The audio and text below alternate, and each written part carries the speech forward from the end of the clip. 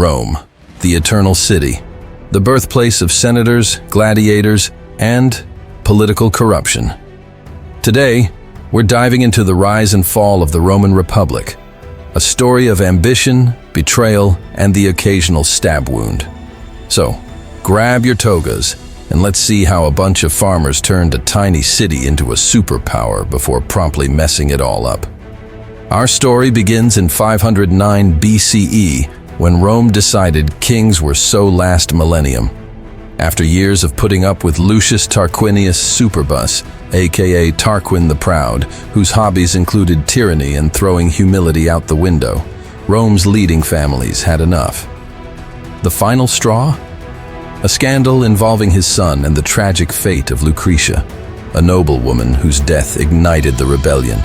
Out went the monarchy, and in came the republic.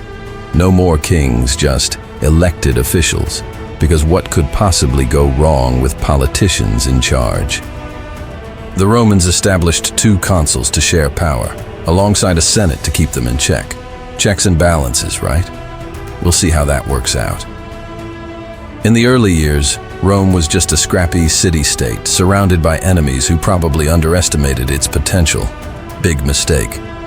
By 396 BCE, Rome had conquered Veii, one of its key rivals, and by 390 BCE, they survived a dramatic sacking by the Gauls. Sure, the city was burned, but hey, resilience builds character, or so they said while rebuilding their walls. So, during its first 2 centuries as a republic, Rome expanded faster than your list of Netflix shows to binge. By 264 BCE, they controlled most of the Italian peninsula. But let's not pretend this was peaceful. The Romans weren't exactly knocking on doors and saying, "Join us, pretty please." No, it was more like, "Submit, or we'll burn your village." Effective? Yes. Friendly? Not so much. And how did the Republic govern its new territories? By creating a system so confusing, even the senators probably didn't understand it. If you think modern bureaucracy is bad, imagine managing an empire with wax tablets and zero Wi-Fi. Then came the Punic Wars, a trilogy more intense than anything Hollywood could dream up. Rome's opponent, Carthage, a wealthy city-state in North Africa.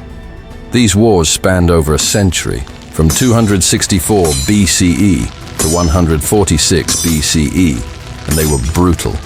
In the First Punic War, spanning from 264 BCE to 241 BCE, Rome invents a navy and wins, barely.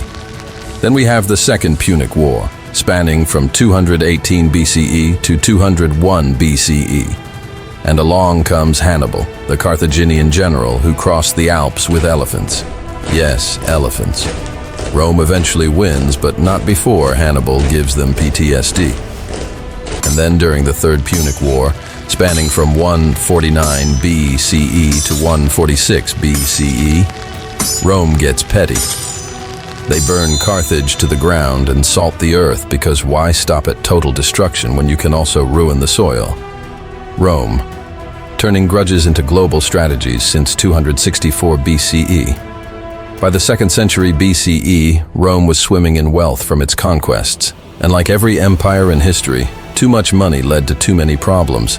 The Gracchi brothers, Tiberius and Gaius, tried to reform the system in 133 BCE and 121 BCE, respectively. Spoiler, it didn't end well. Both were killed by the Senate. Democracy, am I right? Then came the generals. Gaius Marius, a brilliant military leader who reformed the army in 107 BCE, making soldiers loyal to him instead of the Republic. His rival, Lucius Cornelius Sulla, upped the ante by marching his army on Rome in 88 BCE, starting a bloody civil war. Sulla I declared himself dictator and reminded everyone that Rome's no king's rule had some fine print. And then came Julius Caesar, the man, the myth, the future salad dressing namesake. In 58 BCE, Caesar headed to Gaul, conquered it in record time, and wrote glowing reviews about himself in the commentaries on the Gallic War. By 49 BCE, the Senate, feeling a bit threatened, told him to give up his army. Caesar's response?